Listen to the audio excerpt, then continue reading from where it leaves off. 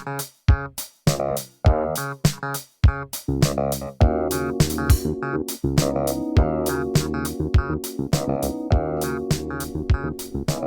o Filoi. I'm Fletcher from amindforlanguage.com, and you're listening to Greeking Out, a podcast for ancient and Koine Greek learners full of tools, tips, and possibly tirades on learning Greek using comprehension-based methods. If that isn't familiar to you, check out episode 0, The Manifesto, for more info.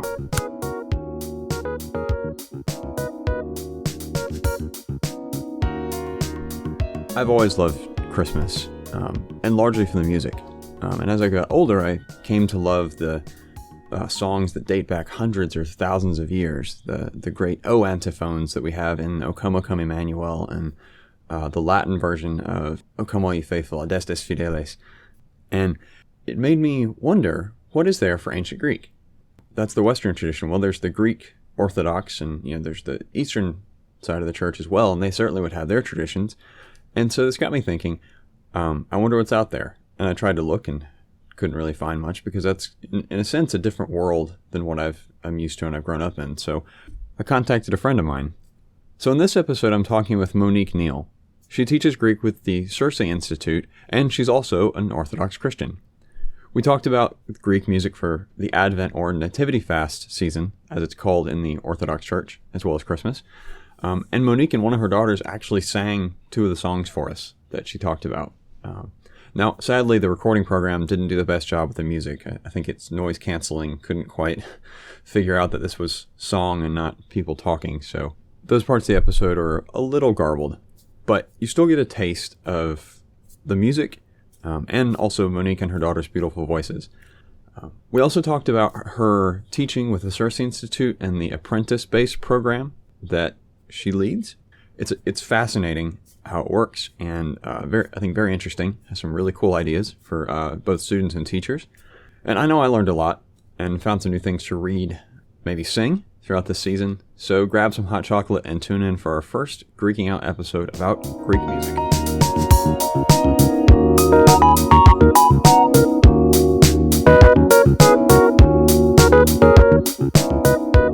So today I have with me Monique Neal. She's a Greek teacher from the Circe Institute and also an Orthodox Christian. And she's going to talk to us about Greek music for the Advent or Nativity Fast season, I believe it is called in the Orthodox Church. Is that right, Monique? Yes. We're currently in the Nativity Fast right now. So these are Christmas or Nativity hymns.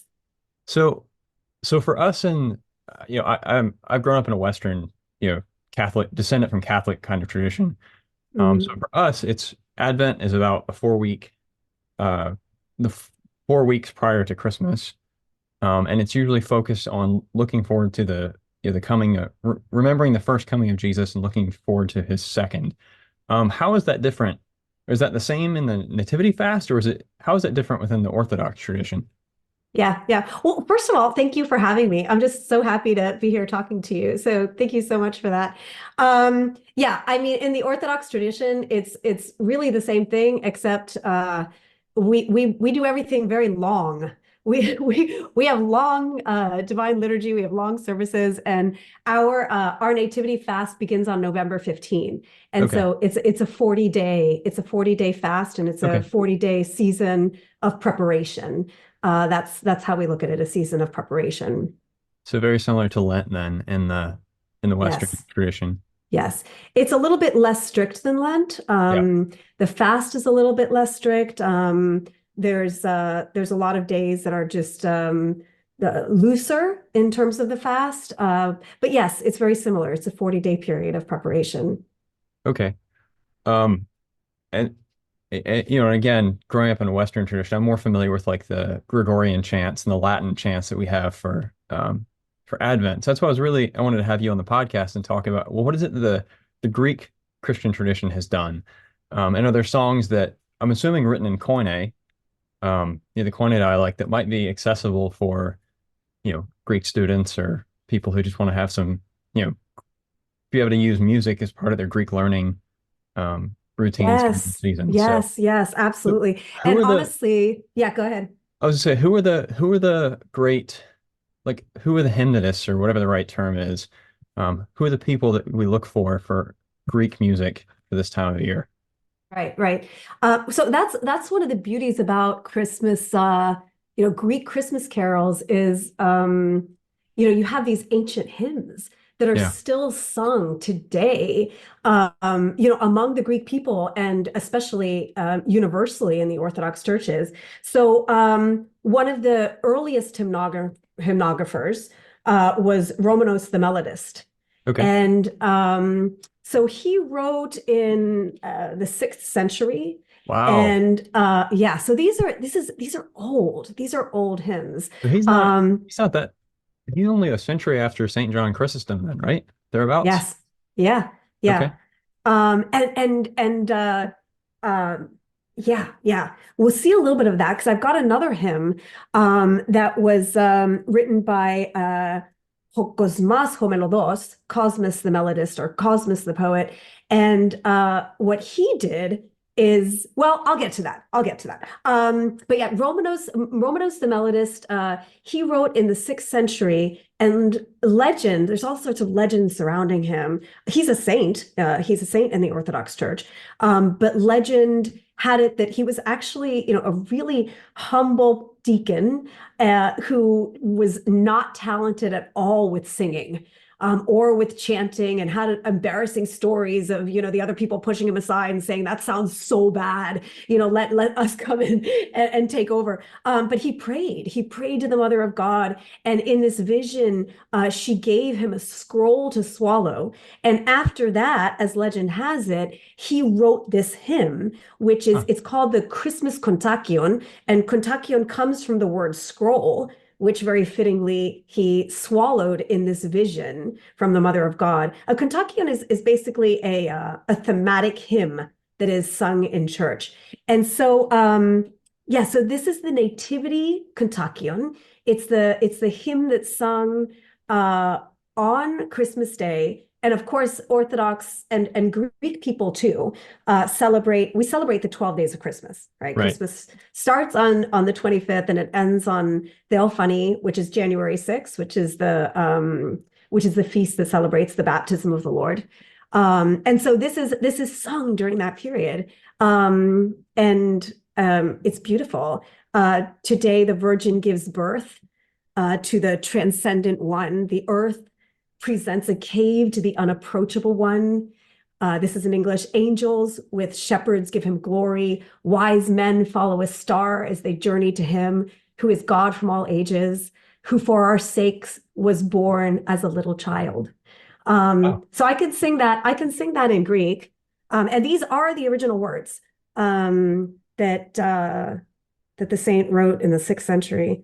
So I have my daughter here to sing the low voice, so we'll sing it together here. And Okay. I'm actually standing by the piano to make sure.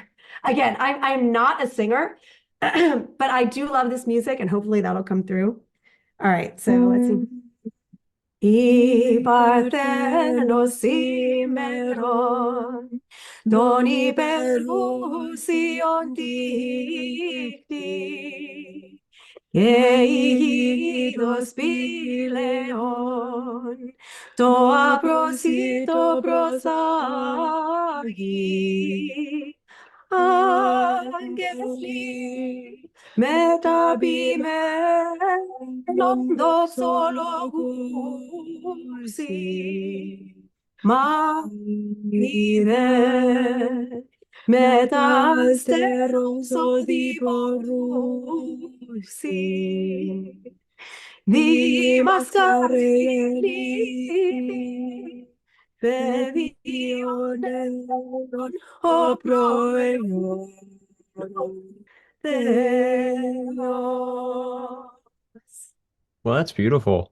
Isn't it? I love the Isn't like it? minor, like haunting kind of minor melodies you Yeah. get Yeah. with some of the Greek music. Yeah. Yeah. It's beautiful. Um, yeah, so that's Byzantine ecclesiastical Yeah. chant.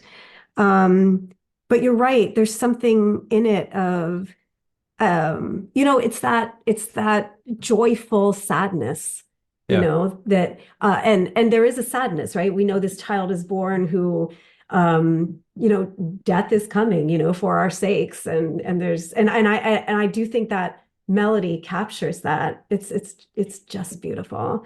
Yeah. Once you learn that, you're going to want to sing it all the time. Yeah, it sounds Yeah. really, really pretty. Um, Yeah. Yeah. yeah, so I'll definitely have to hunt that down and put a link to the lyrics and like a recording. I'm sure it's being such a famous song. I'm sure there's tons of recordings on YouTube. Um, people can listen to as hmm well. hmm Absolutely. Absolutely. And you said that date's from the 600s? Yeah. Wow, man. Yeah. Yeah.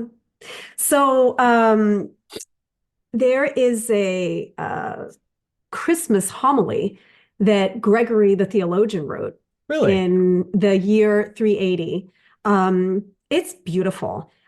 It's believed to have been delivered on Christmas Day 380 Okay. by Gregory the Theologian, who is a saint in the Orthodox Church. Saint, so I will slip and call him Saint Gregory. No, um, that's fine. yep. Pardon my ignorance. What would I call him in the West? Is he Gregory Nazianzus or? He is. This is the same. Gregory the Theologian, Gregory of Nazianzus. Yeah, I thought so. He wrote this homily called he called it Ista Theophania Itun Genetlia tu Sotiros. So theophany or the birth of Christ, otherwise known as the birth of Christ, because back then the birth of Christ was also called theophany because this is what it was. It was Right. the manifestation of God on earth. And this homily is really beautiful, even in translation. So one of my children is actually memorizing it. He's Oh, memorizing an abridged version very cool. as sort of a Christmas present to the rest of our family, which I'm so excited about. But it's beautiful, even in translation. It begins with Christ is born, glorify him. Christ from heaven, go out to meet him, anticipate him. Huh. Christ on earth be exalted, sing to the Lord all the earth. So this is how he begins the homily, and it's full of contradictions, right? The darkness is past, the light is made again. The old things have passed away, everything has become new. And so, in terms of the elocution, he keeps going back and forth where everything is like seemingly completely opposite, yet both are true, right? And in English, it's beautiful because like you have these things that are extremes brought right close together with each other, right? Which seems like it just contains the universe, right? If these two things like can be brought together, seems like it doesn't make sense, and yet it does. It's beautiful in English, but in Greek, it's even more powerful, as you know, because one word can do so much work. So you Yeah. have one word and then the same word right next to each other. Like for example, one of my favorites is he says, Christ has come down so that we may go back to God. And the word is so Christ, it's epidemeo, which is the word that is used for somebody that comes to visit a place. It's Okay. not their own, it's not their own city, it's not their own town, but you come to visit to stay a while. Okay. That's epidemeo. And then the contrast to that is endemeo, which is what's used for somebody that goes to stay somewhere for a while. Huh. So Christ has come down, epidemeo, so that we, endemeo, can go Interesting. back to God. It's absolutely beautiful. So why am I talking about Gregory the Theologian? Because so that was in 380. So in the I want to say it's in the 8th century, Cosmas the melodist, also called, if you want to look for him, Cosmas the poet, I think Cosmas of Jerusalem. He's got a lot of epithets. He was a bishop. He was also a hymnographer. He actually took this homily, or at least parts of it, at least the very beginning, and he created a beautiful hymn. Huh. And this hymn in the Orthodox Church is the canon for Christmas Day. Okay. Very cool. Um, and it's beautiful. And it starts with Christ is born, glorify him. Christos Genatai doxasate, right? By the way, and this is something I just love, the way that Greek people say Merry Christmas Uh-huh. even to this day. There's a few ways you can say it. You can say χρόνια πολλά, which means many years, which is what you would say for any feast, for birthdays as well. Okay. Καλά Χριστούγεννα, which is basically Merry Christmas. Right. But a common way, and especially among Christians, is to say Christos Genatai. And then the response is doxasate. So Oh, Christ is interesting. born. Glorify him. So if I say Christos Genatai, you would respond with Doxasate. doxasate. Right. And this is the Christmas greeting. Christ is born. Glorify him. Right. So again, I believe this is true, that the first place that this is written is with Gregory the Theologian in 380, and we're still saying it, right? This tradition is still preserved. You know, it's such a rich tradition that's preserved even today in Greece, and among Orthodox Christians everywhere, right? Which is beautiful. Even in English is beautiful, right? Christ is born. Glorify him. So yeah, so this I will also sing with the help of my beautiful alto voice here. Christos. Okay. Are you ready? Mm-hmm. Christos Genatai doxasate. Christos ex uranon apantisate. Christos epis hypsothite. Asatem to Kyrio pasai. Genefrosi animixate lai. Oti de doxaste. Wow, that's lovely. That's beautiful, isn't it? And It's really beautiful. that's the opening lines to a longer homily by St. Yeah. Gregory. Yeah. So those the opening lines. He took the opening lines. Christ is born, glorifying. Christ come from heaven, receive him. Christ is on earth, be exalted. Hypsothite, right? Sing to the Lord, all the earth, praise him with joy, all you people, for he has been glorified. Those are pretty much the opening lines of this homily, and they are the opening lines of this canon for the Nativity, right? Okay, so it's The canon Cosmos for the Christmas Melodist. Day. Cosmos the Melodist, Very cool. 8th century.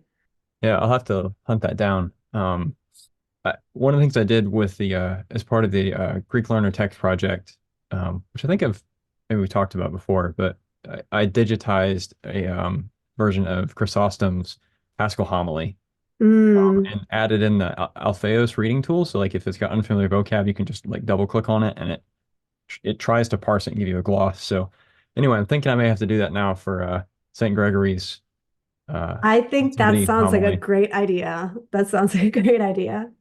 But yeah, it's really cool. So those are some of the two main hymns, I guess, for the Nativity fast. Yes, and for Christmas in Okay. liturgical Greek. And like I said, one of the things, I mean, Greeks certainly have their Christmas jingles, Oh yeah. like we do, but it's just wonderful that these are, ancient and still sung to this day, Yeah. right? Yeah. Mm-hmm. I mean, even that's one of the things I love about a lot of the Latin hymns. Like if you look at an English hymn book, come Christmas time, it'll say, translated whatever music in this year, and you look back at the words and it's like, 1100s or, Right. which is nowhere near as ancient as what you're talking about, but you can, at least for me in a Western tradition, I can still feel the connection to the ancient history. But this is going back even farther. And I love Right.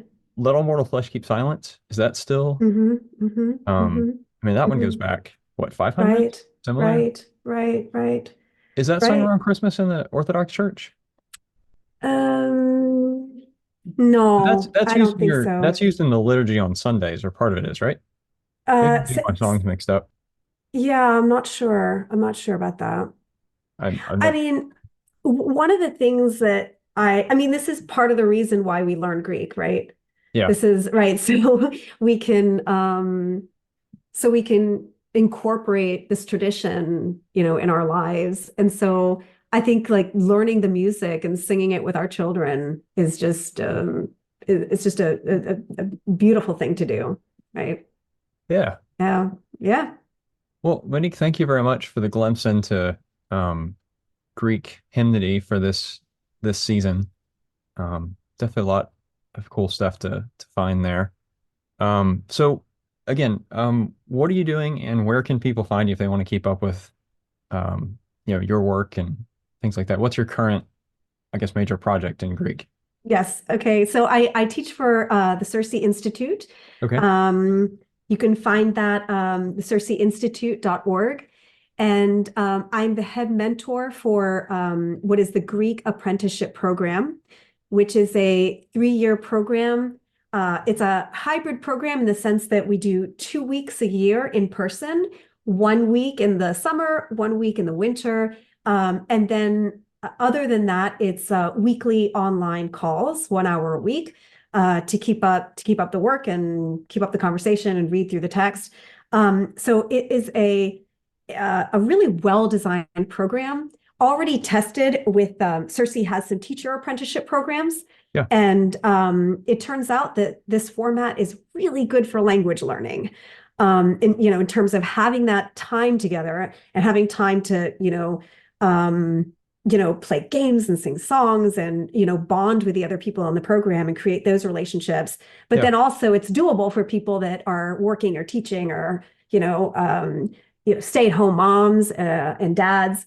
So I'm just really excited about this program. We launched last year. We have our first class right now, and pretty soon, I want to say within the next month, we're going to be opening up enrollment for summer of 2024. Okay. So would that be jumping into the 3-year one that's already running or joining the next cohort? So it's a 3-year program. So we have a first class, so they're the first years. This summer they're going to become second years, and we're going to be taking in first years. Oh, And okay. So next you'll year have they're going to be third years. Yeah, so it's like I said, it's really well designed because not only do you have your head mentor as your mentor, but then the incoming first years, once we have the program built up, we'll have second years before them and third years before them that are also mentors. And those second and third years get to mentor also, right. right? And teach lessons and, mentor the incoming classes after them. So it's a small program. It's meant to be small. Each class, right now I have a class of 8, which is probably on the large side, Yeah. which is okay because they're the only class right now. But each class is probably going to be, I don't know, 4 to 6 people. So the whole program will be under 15, which is a lot of not just personal attention, but time to practice, time to speak. So yeah, so we'll be opening enrollment for the new first years that will be coming in. And that's great for your then second and third years because we learn better what we have to teach. So true. And So this true. is and this is again a communicative style class, right? So they're learning to speak and listen and all this at the same time. It's not just textbook based, right? And That's right. text and That's right. memorization. Yeah, we work through Athenaza, but I include a lot of original text. Like I weave it in even from the very beginning. Some people like it. Some people are like, "What's going on?" But I believe that we shouldn't study ancient Greek for years and then suddenly experience that gap of, "Oh my goodness, original text is so much harder." I think that Right. we should learn to get comfortable with that gap. Excuse me, from the very beginning. Yeah. So even if it is a little bit uncomfortable, and it's not so uncomfortable, there's more accessible Byzantine text, and certainly the gospel is accessible even after a few months of studying Greek from the communicative approach. So yeah, we work from Athenaza, but I weave in a lot of original text, and I'm not so strict. I want people to be comfortable, but for the most part, I conduct everything in ancient Greek. Nice. Yeah. And just for those who are interested, the tech like within that 3-year course of study, what kind of text, original text, would people be expected be exposed to? Would they get Plato? Would they just get like uh, New Testament and Septuagint, or what's kind of the range of stuff people might run across? Oh, right now, yes to all of that, by the Yes to way. all of that. Okay. Yes to all of that. Yeah. So,